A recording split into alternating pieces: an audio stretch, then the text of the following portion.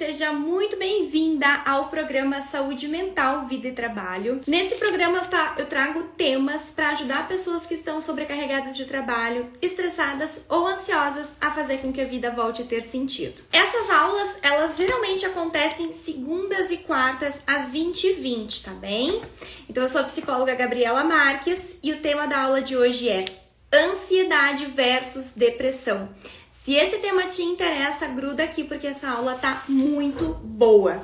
Eu preparei inclusive um roteirinho aqui para não esquecer de tudo que eu preciso falar. Será que são dois assuntos que estão interligados? Dois transtornos que estão interligados? Será que só acontecem de maneira separada? Será que podem vir juntos? Será que um gera o outro? Nós vamos falar sobre isso. Os transtornos mentais, os problemas mentais, os problemas emocionais, como por exemplo, ansiedade, depressão, eles estão cada vez mais comuns, principalmente aqui no Brasil, tá? Inclusive, uma pesquisa que a USP, que é a Universidade Federal de São Paulo, realizada entre 11 países, o Brasil foi o país que mais se destacou com mais pessoas ansiosas e com depressão. Sim, o Brasil é um dos países que hoje tem mais pessoas ansiosas e deprimidas. Mas como que a gente não vê falar sobre isso, né? Porque ainda é muito tabu falar sobre saúde mental. Muitas pessoas, talvez você conheça muitas, que têm ansiedade, que têm depressão, que são diagnosticadas, que fazem tratamento psicológico, que fazem uso de medicação, mas não anunciam, não contam, né? Porque tem vergonha, porque ainda é um assunto muito tabu, porque ainda não se fala muito sobre isso na mídia. Então, momentos como esse aqui, que a gente tá numa segunda-feira à noite, todo mundo, vocês aqui queridas, gentis, paradas, com atenção, né, aqui nessa conversa, para ouvir falar sobre esse assunto, é algo muito, muito, muito importante. Por quê? Porque não é todo dia que a gente ouve alguém falar sobre ansiedade e depressão. Às vezes a gente pensa que vai ser algo lá, né, muito distante de mim, nunca vai acontecer comigo, nunca vai acontecer com a minha família. E quando a gente vê, a gente não tá percebendo, mas tem alguém que está em sofrimento muito próximo de nós, né? E se a gente não tem informação, a gente não consegue ajudar essa pessoa. Por que é importante falar sobre ansiedade e depressão, tá? Por que a gente precisa, sempre que eu tenho oportunidade, eu gosto de compartilhar o meu conhecimento, de falar sobre esses assuntos, apesar de que eu sei que muitas pessoas acham um tema complicado, pesado, difícil, né? Ficar falando sobre coisas ruins. Parece que vai falar sobre coisas ruins, como ansiedade e depressão. Muitas pessoas pensam que vai chamar atenção, que vai atrair esse tipo de coisa para si, para sua família. Gente, falar sobre ansiedade e depressão não vai atrair ansiedade e depressão para ti. Muito pelo contrário, você ter informação sobre isso vai te ajudar a lidar com a ansiedade e depressão caso você venha a ter, ou caso um familiar, um amigo, um colega de trabalho venha a ter. Então, informação salva vidas. Por isso é tão importante nós falarmos sobre isso sem tabu, sem ficar apavorada. Meu Deus, que horror, uma pessoa com depressão, meu Deus, que coisa. Não te apavora, calma, tem tratamento. Ansiedade, depressão, tem tratamento. Não quer dizer que tenha cura, não quer dizer que a gente vai zerar a ansiedade de uma pessoa. A gente nem quer zerar a ansiedade de uma pessoa. Até porque, presta atenção, boa notícia para quem sofre de ansiedade. Um pouquinho de ansiedade, uma pitadinha de ansiedade, todas nós precisamos ter. Porque se nós não tivermos um mínimo de ansiedade, nós não vamos levantar todos os dias de manhã. A gente não vai ter motivo para se desacomodar e eu, por exemplo, se eu não tivesse um mínimo de ansiedade, eu não teria me organizado e feito o roteiro dessa live. Eu ia vir aqui, a moda doida, falar livremente sem roteiro nenhum e ficar um negócio desorganizado. Se você não tiver um mínimo de ansiedade, você não se organiza para dar conta de todas as atividades no teu dia. Você não organiza a tua semana se você não tiver um mínimo de ansiedade, né? Então, a ansiedade, ela nem sempre ela é ruim. Muitas vezes ela é boa, ela faz parte do ser humano, ela é algo totalmente natural.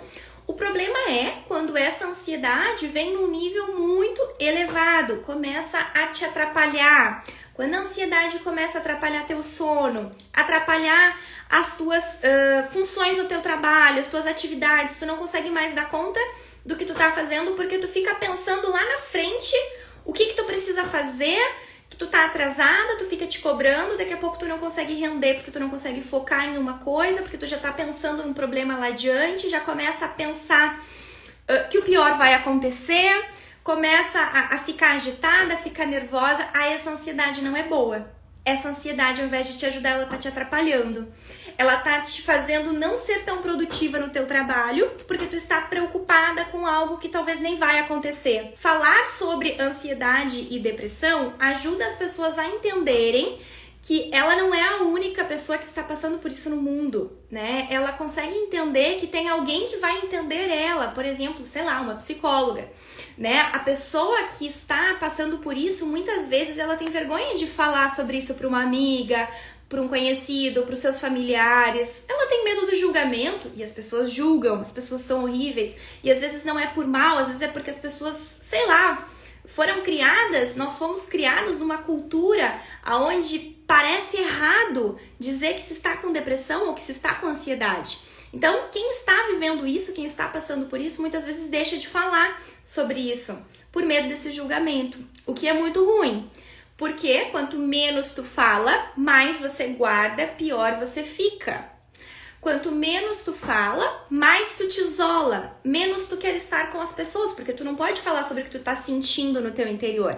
Então tu começa a não querer mais ir aos lugares, tu começa a não querer mais estar com as pessoas. As pessoas, às vezes, né, imagina, uma pessoa que se sente ansiosa, tá? Ou que está deprimida, enfim, que não está legal emocionalmente. Vai para um encontro de amigos e quem está de boa tá achando tudo muito bonito, tá rindo, tá dando risada, contando história.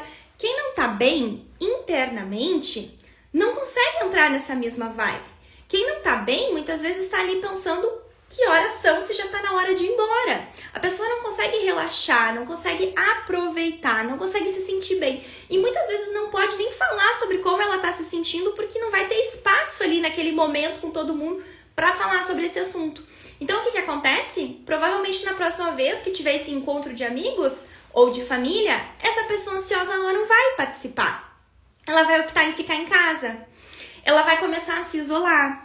Ela ficando em casa, quanto menos contato social com outras pessoas ela tenha, mais ela vai alimentando seus pensamentos negativos em casa. Mais ela vai ficando mais reclusa, ficando deitada, mais ela vai se acomodando, menos ela precisa tomar banho, menos ela precisa se arrumar, menos ela tem motivação para se arrumar. E isso é um ponto importante. A pessoa que está num extremo, que já está realmente adoecida, que está em um caso, por exemplo, né, já fechando aí uma depressão, ela não tem vontade de tomar banho. A pessoa com depressão, ela perde a vontade de fazer coisas que antes eram normais para ela, como tomar banho, escovar os dentes e trabalhar. Ela vai pensar muitas vezes, para ela vai ser muito difícil, ela vai ter que fazer força para conseguir fazer coisas muito simples, que são muito simples para outras pessoas, mas que para quem está com depressão se torna algo muito difícil. E não quer dizer que essa pessoa não esteja querendo se ajudar, não quer dizer que essa pessoa não esteja fazendo forças, tentando, dando o máximo dela para conseguir sair disso. Mas na verdade, quando a nossa mente está adoecida, o tempo, né, digamos assim, o tempo não é o suficiente para essa pessoa ficar bem. Lavar uma louça não vai ser o suficiente para essa pessoa ficar bem.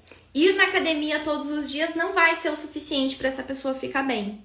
Quando nós estamos falando de um adoecimento mental, como por exemplo, uma depressão, nós vamos precisar fazer com que essa pessoa que está se sentindo assim, que está com depressão, que está com esses sinais, entenda que ela precisa de ajuda. Entenda que não é normal não conseguir levantar de manhã, não ter vontade de ir trabalhar, não é normal não conseguir dormir muitas vezes, porque tem a pessoa com depressão que vai dormir demais e tem a pessoa que não vai conseguir dormir. Ó, presta atenção nisso aqui que eu vou falar, é bem importante, tá? A pessoa com ansiedade e depressão, ela não é uma pessoa totalmente... Pode ser que ela esteja isolada, não esteja saindo de casa, mas muitas vezes a pessoa com ansiedade e depressão pode ser a tua colega de trabalho, A pessoa que tá vivendo a ansiedade ou a depressão pode ser a tua amiga. Por quê? O que acontece? Geralmente as pessoas com ansiedade e depressão, existem muitos perfis, mas algumas aprendem a disfarçar a ansiedade e depressão. Lembra que eu te falei que as pessoas têm vergonha de assumir que estão com um problema, com uma doença mental, porque as outras julgam? Então, muitas vezes, a gente nem imagina, né? Mas muitas vezes pro nosso colega de trabalho foi muito difícil levantar de manhã e vir trabalhar. Às vezes pra nossa amiga pode estar sendo muito difícil o que ela tá vivendo, e ela não tem coragem de comentar. Então a gente tem que estar muito atento aos sinais. E isso, mais uma vez, como é importante a gente nunca julgar as pessoas, né? Porque a gente nunca sabe a luta que a outra pessoa tá enfrentando, né, internamente. Ó, pensa comigo, tá? Ansiedade geralmente tem a ver com uma preocupação em relação ao futuro. Ansiedade tem a ver com uma agitação, uma preocupação, um nervosismo. Geralmente tem a ver com um pensamento acelerado com referente a coisas negativas também, aquela coisa de que parece que sempre algo ruim vai acontecer, algo vai dar errado, né? A pessoa fica muito tensa, isso tem a ver com ansiedade, né? Então gera medo, gera insegurança, gera aquela dor no peito. Então muitas vezes a dor no peito, o nó na garganta, a dor no estômago podem ser sinais de ansiedade. A pessoa que tem ansiedade, ela fica muito cansada. Por quê? Porque ela tá o tempo todo trabalhando com a cabeça dela e muitas vezes ela tá o tempo todo tensa. Ela tá enrijecida, ela tá assim, sabe? Sempre em estado de alerta. Essa é a pessoa com ansiedade. A ansiedade, ela pode gerar a depressão. O que é a depressão, tá? A ansiedade e a depressão, elas podem aparecer separadas, mas elas podem aparecer juntas, tá? O que é a depressão? A depressão, ela tem muito mais a ver com um pensamento mais devagar, assim. Traz uma questão de tristeza, a pessoa é muito mais preocupada com as questões do passado, né? Traz um desânimo, muitas vezes a pessoa chora, outras vezes não chora. Algumas vezes a pessoa tem raiva, ela se sente muito estressada, ela fica muito explosiva, né? Então, muitas vezes, né, a depressão, ela não aparece somente através do choro. Às vezes as pessoas pensam, né, fulano não tá com depressão, nada, isso aí não é depressão, porque eu nunca vejo a pessoa chorando. Bom, calma, porque a depressão nem sempre é sinal de choro. Muitas vezes a depressão, ela aparece através de uma irritação muito grande, aparece através a pessoa fica muito explosiva, a pessoa fica com muita raiva, a pessoa começa a descontar em tudo, sabe? Começa a reclamar, a chutar as coisas. Então, muitas vezes a depressão, ela vem camuflada por outros sintomas que não é só a tristeza, tá? E por que a ansiedade, né, muitas vezes gera depressão? Porque como eu tava comentando com vocês, prestem muita atenção que isso é bem importante. A pessoa ansiosa, ela se cobra demais, ela fica muito nervosa, ela fica muito preocupada com o que vai acontecer e muitas vezes ela tem medo do julgamento, ela fica insegura. Então, a pessoa muito ansiosa, ela começa a se isolar, ela começa a já não fazer mais o que ela fazia antes, ela já não vai mais nos encontros com os amigos. A pessoa muito ansiosa, ela fica tensa, ela fica tensa até sobre a roupa que ela vai usar, por exemplo. Ela se cobra, ela se preocupa, o que as outras pessoas vão dizer se ela for a tal lugar, se ela fizer tal coisa. E isso faz com que ela deixe de ir nos lugares, com que ela fique se cobrando demais, com que ela chegue em casa e fique pensando, matutando, sabe? E isso faz com que ela comece a se isolar. E esse começar a se isolar faz com que ela aumente os problemas dentro da cabeça dela. Porque a pessoa, quando está em casa e não se relaciona, não se comunica com outras pessoas, ela tá só ela e os pensamentos dela.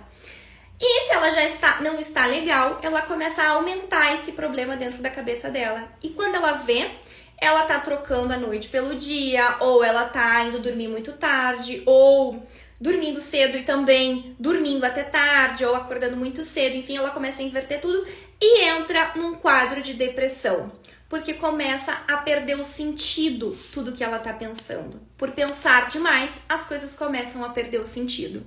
E as coisas perderem o sentido já é um sinal de depressão. Quando a pessoa entra num grau que ela começa a ter vontade de desistir, né? Ela tem vontade de desistir de tudo.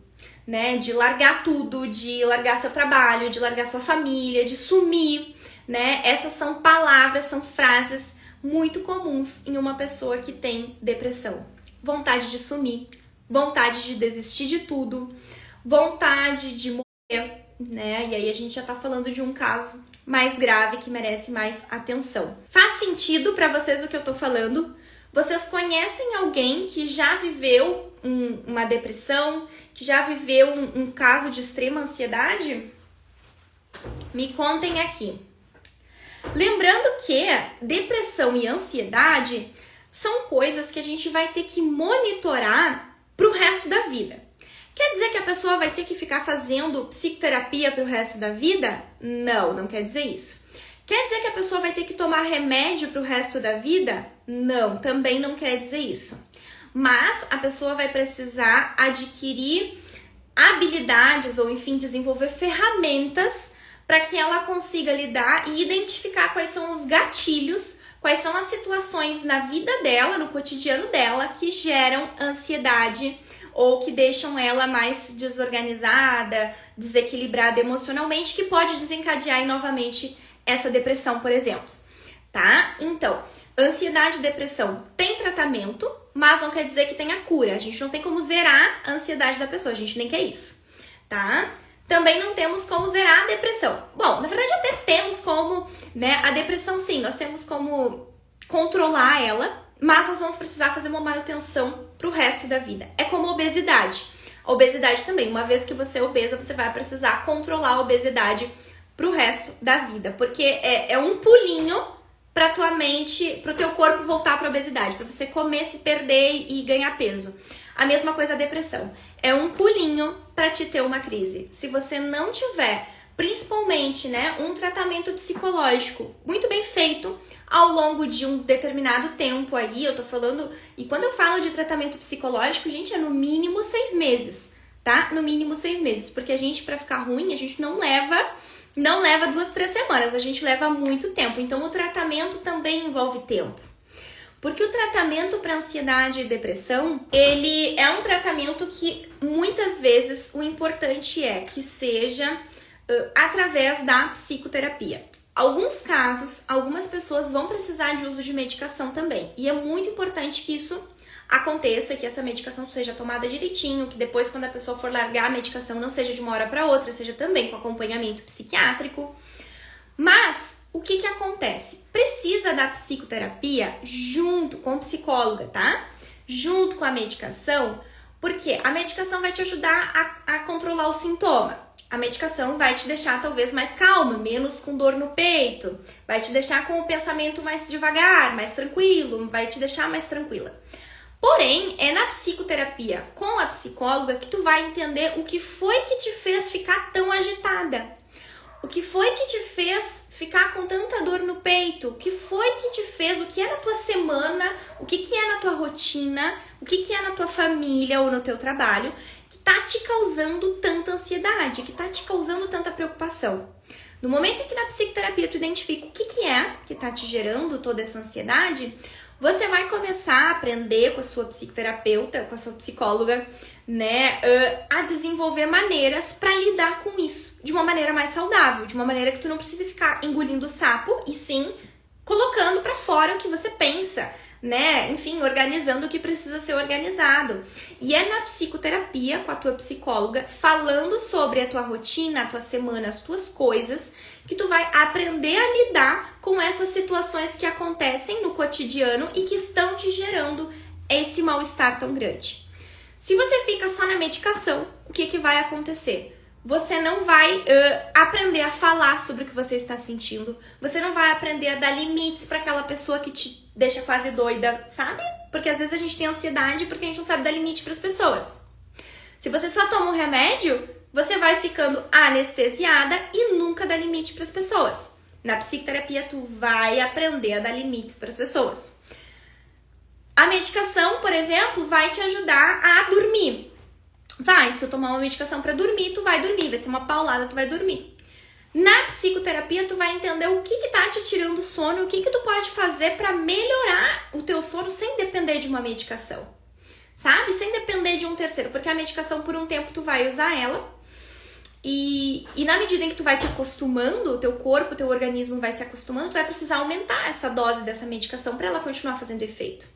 E assim, se você não olha para a origem desse teu mal-estar, se você não olha para a origem da tua ansiedade, você vai continuar tendo ela, vai continuar num ambiente que é ansiogênico para ti, tu vai continuar tendo atitudes que te fazem ter ansiedade e vai continuar precisando se anestesiar com o remédio, com a medicação.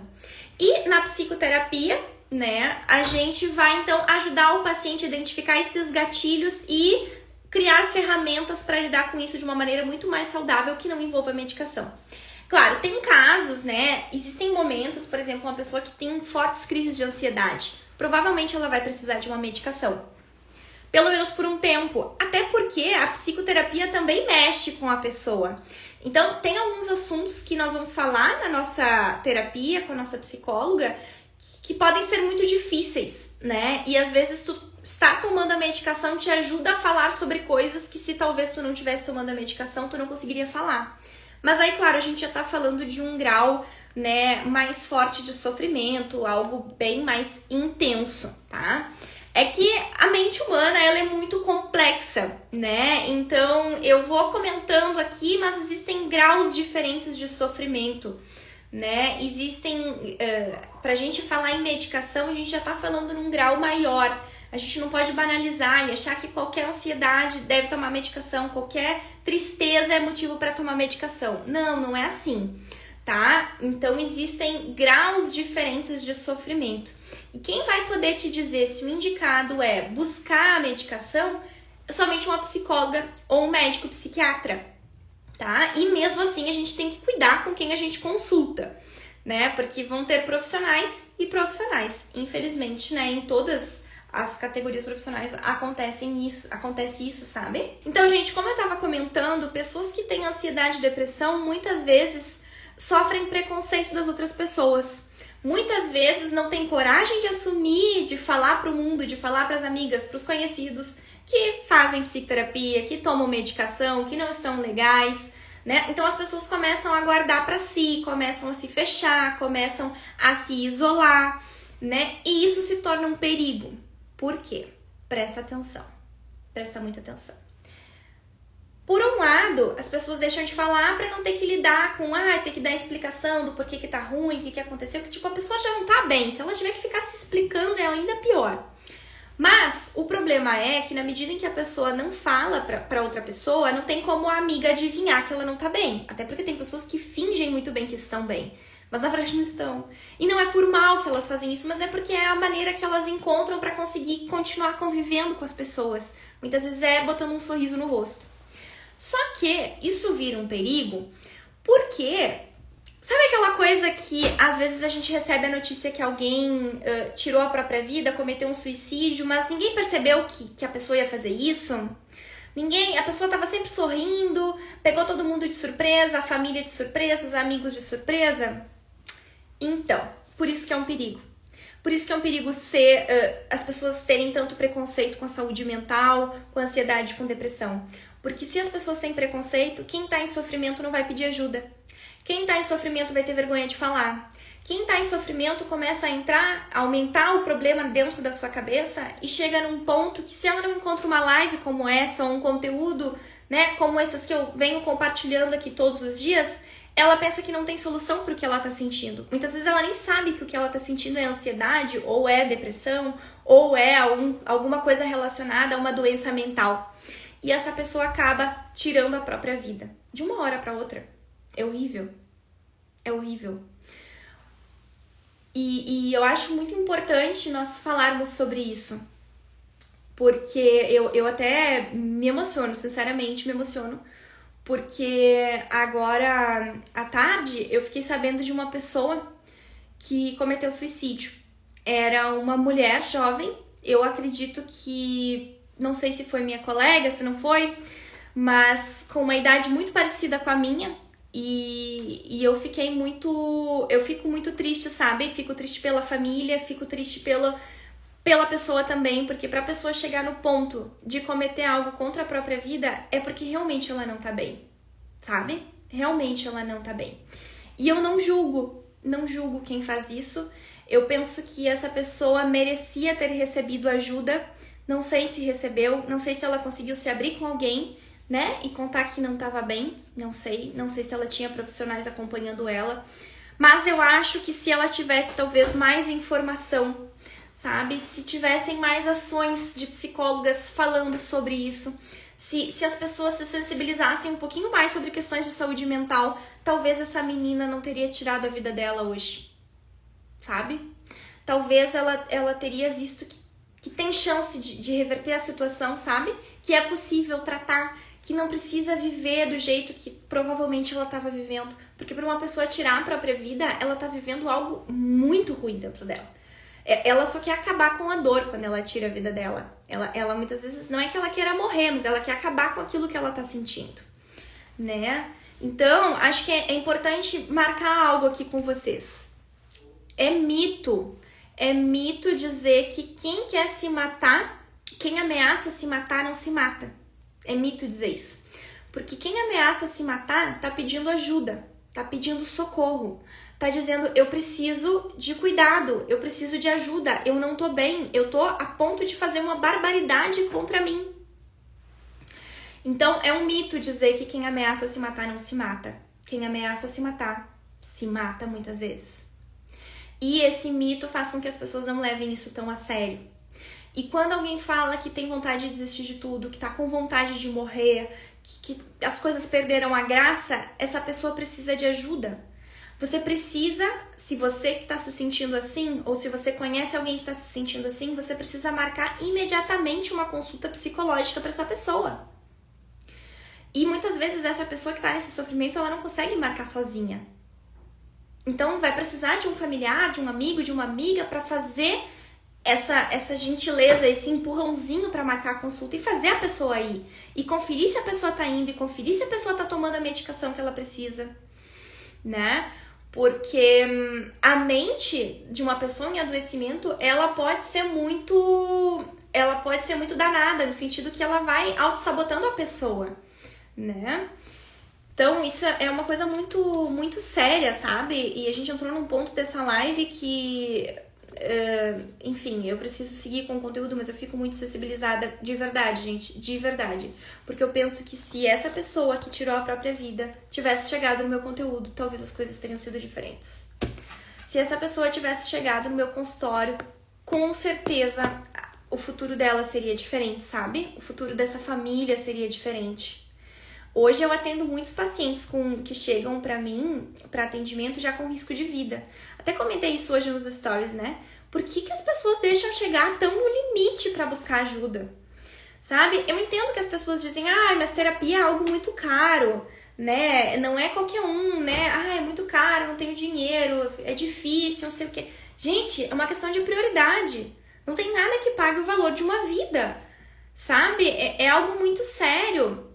Eu sei que é um investimento a psicoterapia, é um investimento, porque na verdade nós profissionais, nós também temos muita coisa por trás de uma consulta, né? Vocês têm que ter consciência que não é só aqueles 50 minutos que nós estamos na frente do paciente, tem anos de estudo, anos de psicoterapia nossa, pessoal, anos, né, de leitura, de supervisão, a gente tem muito, muito estudo para cada paciente que nós atendemos. Então a gente precisa também valorizar o nosso trabalho. Mas, e muitas vezes, por que a gente tem que falar sobre isso? Porque parece caro, mas quando você começa a pensar, mas quanto que as pessoas gastam em restaurante final de semana? Em iFood durante a semana? Quanto que as pessoas gastam quando vão numa loja comprar roupas? Muitas vezes para descontar a ansiedade lá nas compras, né? Então, será que a terapia que é cara ou será que a pessoa não tá conseguindo se priorizar? Não tá priorizando cuidar de si, sabe?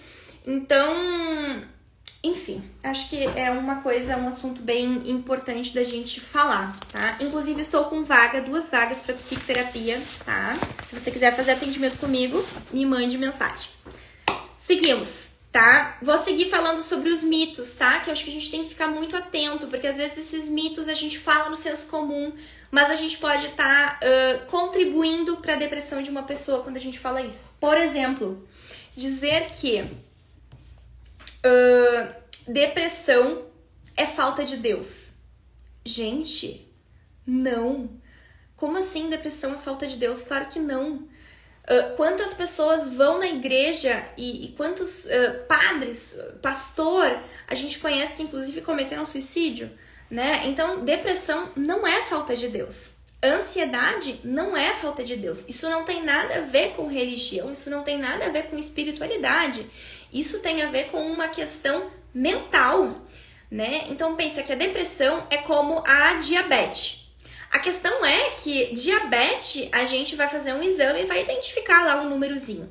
Depressão não tem um exame que a gente faça que vá identificar a depressão no cérebro, né? Para ter o diagnóstico da depressão, a avaliação que é feita, o diagnóstico é feito através de uma entrevista, né? De uma análise subjetiva do paciente, né? A partir do relato do paciente.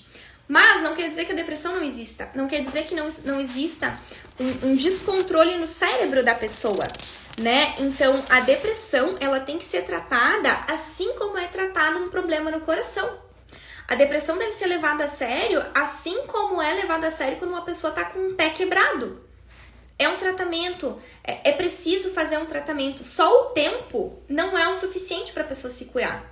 Se a pessoa tá com o pé quebrado, não é só o tempo, ela tem que engessar, ela tem que fazer, sei lá, passar a pomada. Não sei o que uma pessoa faz, eu nunca quebrei nada, mas...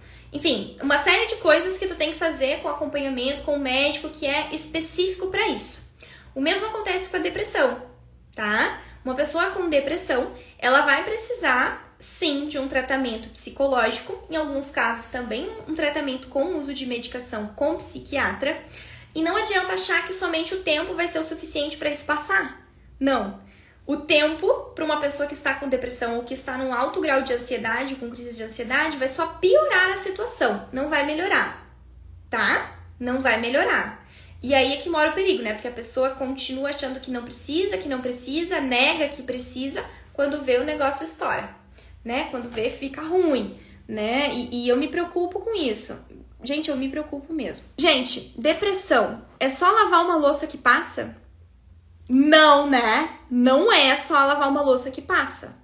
Ansiedade não é só lavar uma louça que passa. Gente, isso é uma barbaridade. Isso é uma ofensa para quem vive com ansiedade ou com depressão. Não é falta de vontade. A pessoa que tá ruim emocionalmente, ela tem vontade de ficar bem, mas ela não consegue. Ela precisa de tratamento para isso. E muitas vezes ela precisa de acolhimento e não de julgamento das pessoas. Então, dizer que é só lavar uma louça, a pessoa tá julgando a outra, né? Tá dizendo que é só falta de se empenhar. Outra coisa, é só ir pra academia fazer exercício que tu vai ficar com a tua saúde mental legal. Sabe que eu tenho pensado muito sobre isso, né? Eu tô há já uns 6 meses fazendo academia toda semana, bem certinho, bonitinho, tô cuidando da alimentação e incentivo muitas pessoas a fazerem isso. Mas eu tava me dando conta que eu tenho que trazer mais pra pauta o quanto ir na academia, somente ir na academia, não é o suficiente para manter a saúde mental em dia. A gente tem outras coisas que a gente precisa olhar também, que a gente precisa fazer. E então, tome cuidado, tá? Não fique achando que somente ir na academia vai ser o suficiente para você ficar bem emocionalmente, porque não.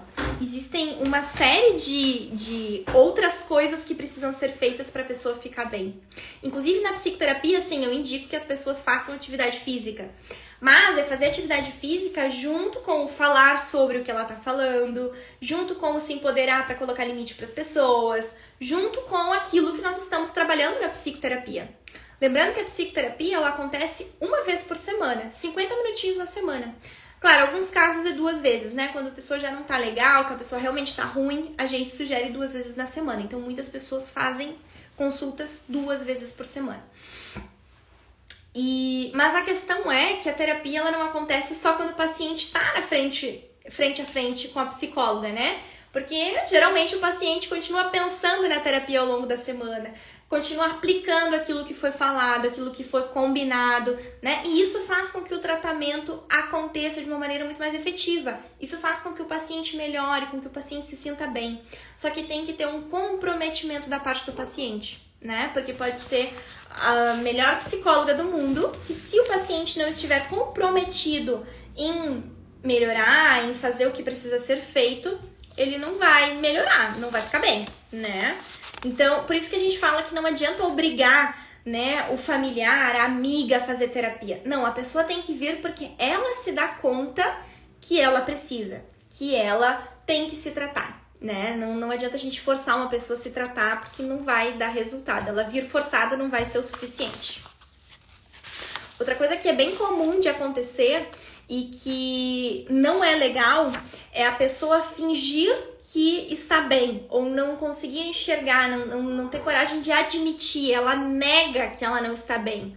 Ela nega que ela está muito estressada, muito agitada. Ela muitas vezes está descontando já na família, está descontando nos seus animais de estimação e ela não percebe que ela está assim. Ela prefere não ver que ela está ruim, né? Então isso se torna algo muito complicado para quem vive com essa pessoa, né?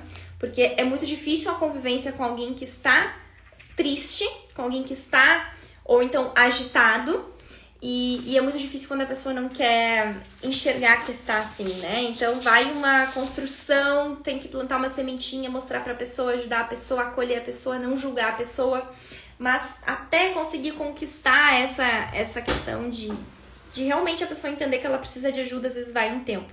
E isso até pode ser papo para uma outra live. Tô aqui pensando sobre isso, acho que seria bem interessante.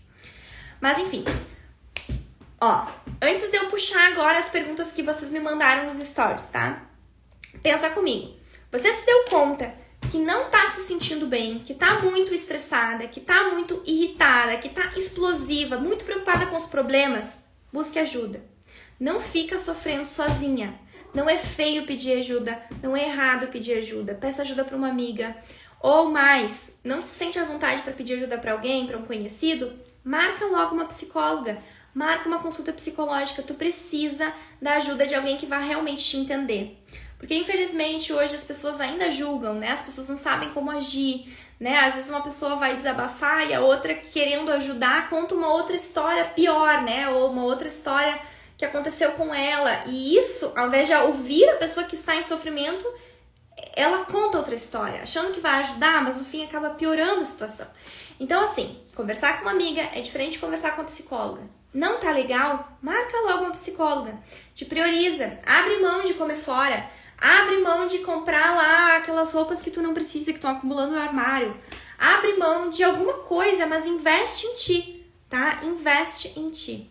Isso não tem preço. A irritação é mais característica de qual desses transtornos? Ansiedade ou depressão?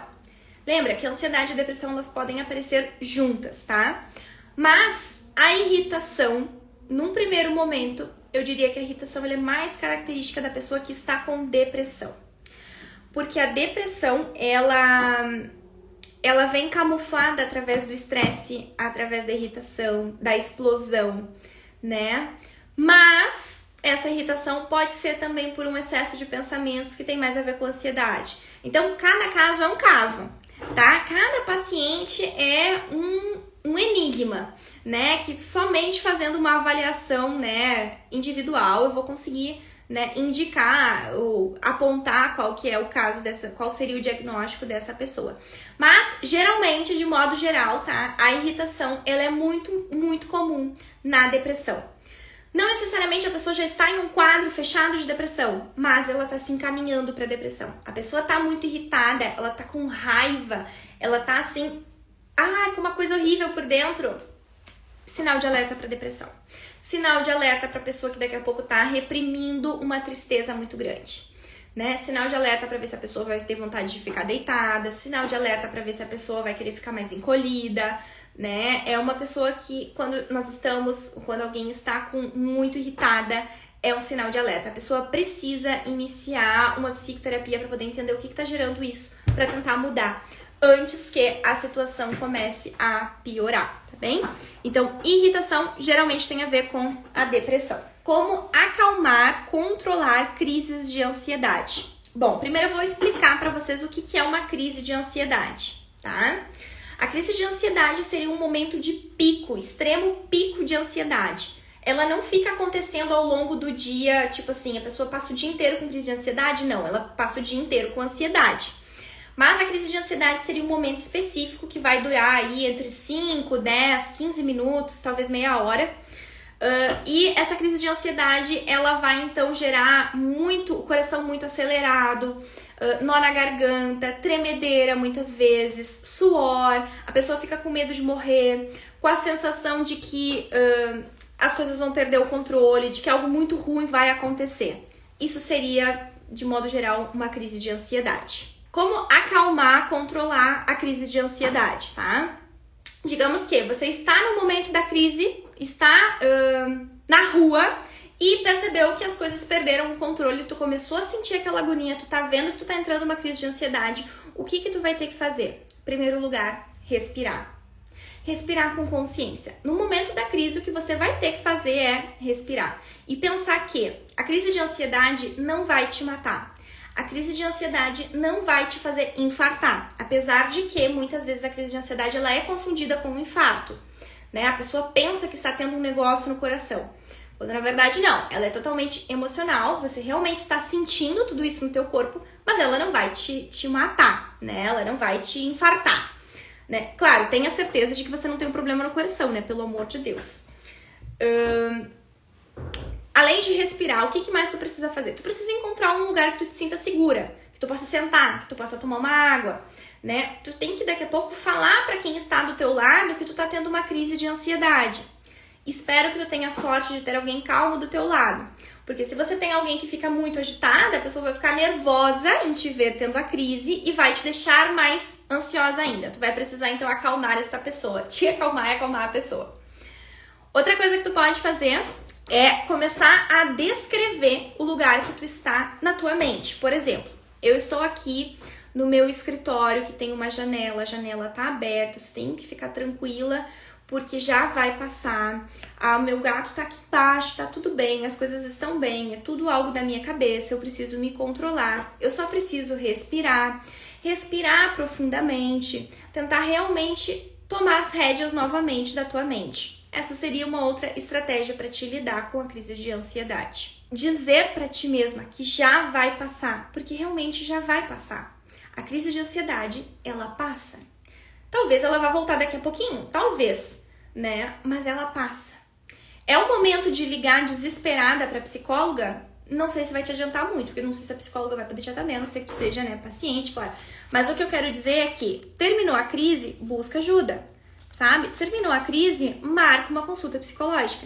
A crise está durando muito tempo, corre para o plantão, corre para o hospital. Às vezes você precisa fazer alguma coisa para acalmar, né? Então, é algo bem sério, mas muito comum hoje em dia e muitas vezes as pessoas não sabem como lidar com isso, tá? Então, que bom que vocês estão aqui participando desta aula. Quando a ansiedade te paralisa, o que pode fazer para sair da paralisia? Vamos lá. Gente, a ansiedade realmente paralisar uma pessoa, de deixar ela... Acontece, tá? Tem casos que as pessoas realmente têm uma crise de ansiedade e não conseguem sair do lugar. O que fazer nesse momento é como a situação para contornar uma crise de ansiedade. É uma crise de ansiedade quando a pessoa paralisa as pernas, paralisa os braços, não consegue sair dali? É uma situação de crise, né? Não é normal. O que a pessoa tem que fazer? Tentar mentalizar, tá? Tentar mentalizar que aquilo vai passar, tentar mentalizar onde é que ela tá, o que tá acontecendo, entender que é algo muito mais da cabeça dela do que algo realmente que está acontecendo entre as pessoas, porque geralmente as pessoas estão normais, tá tudo acontecendo normal, somente dentro da cabeça da pessoa que está em crise que as coisas estão um caos, né? Então a pessoa precisa tomar as rédeas novamente, digamos assim, da sua vida, tá? Do seu momento e buscar ajuda. Marcar uma psicóloga, buscar. Tá tendo crises? Precisa fazer psicoterapia. É impossível sair de crises sem psicoterapia. É possível com somente a medicação? É, mas tu vai ficar dependente o resto da vida dessa medicação se tu não entender o que tá te gerando essas crises. A ansiedade, a crise de ansiedade, ela começa muito antes do momento da crise em si, né? Então tem coisas na rotina, nas relações da pessoa, às vezes é um problema no trabalho que tá gerando essas crises de ansiedade. A pessoa tá sob muita pressão, ou a pessoa tá sobre se cobra demais, ou a pessoa tá com problemas em casa, a pessoa tá com problemas financeiros, a pessoa tá com problema, sei lá, se cobra demais, né? Alguma coisa tá gerando essa ansiedade. Ela não vem do nada. E na psicoterapia você vai entender o que é, junto com a tua psicóloga, o que é que tá gerando isso. O que é que tá aumentando essa ansiedade. Qual é a origem disso tudo. Porque não é do nada. Com certeza a ansiedade não vem do nada. A depressão também não vem do nada, tá? Então precisa fazer psicoterapia para entender o que tá gerando, o que tá causando, tá? Qual a melhor abordagem para tratar depressão com crises de pânico e ansiedade? Olha só. A abordagem... Hoje as pesquisas em psicologia mostram que, independente da abordagem do psicólogo, todas elas mostram que são efetivas para tratar a ansiedade e depressão, para tratar as questões mentais. O que vai dizer... realmente se o tratamento vai ser efetivo é a tua confiança na profissional que está te atendendo. É a tua relação com a tua profissional que está te atendendo. Não adianta tu fazer a tua psicoterapia com uma psicóloga que tu não te sente bem para falar o que tu gostaria de falar. Que tu fica te polindo, que tu fica com vergonha, que tu não tem coragem de falar, ou que tu te sente julgada. Tu tem que te sentir acolhida pela psicóloga que vai te atender. Tu tem que sentir que tu tá realmente sendo sincera com ela e falando para ela o que tu precisa falar. Isso sim vai tornar o tratamento para ansiedade, para depressão efetivo, né? Então você ser sincera, você não esconder nada da sua psicóloga, você se sentir segura e confiante com essa profissional.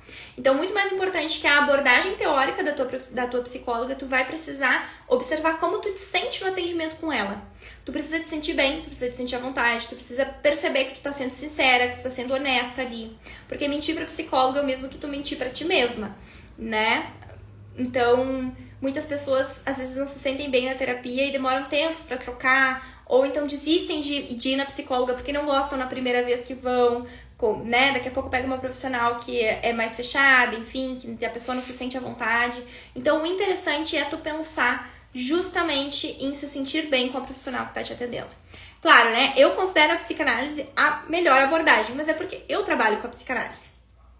Eu acredito que muito do que nós fazemos hoje tem a ver com questões da nossa infância. Tem a ver com passos, né? Muitos passos que a gente dá hoje tem a ver com o nosso inconsciente. Nem tudo é 100% consciente, né? E isso tem a ver com a psicanálise. Isso tem a ver com Freud, né? Esses são os autores que eu leio.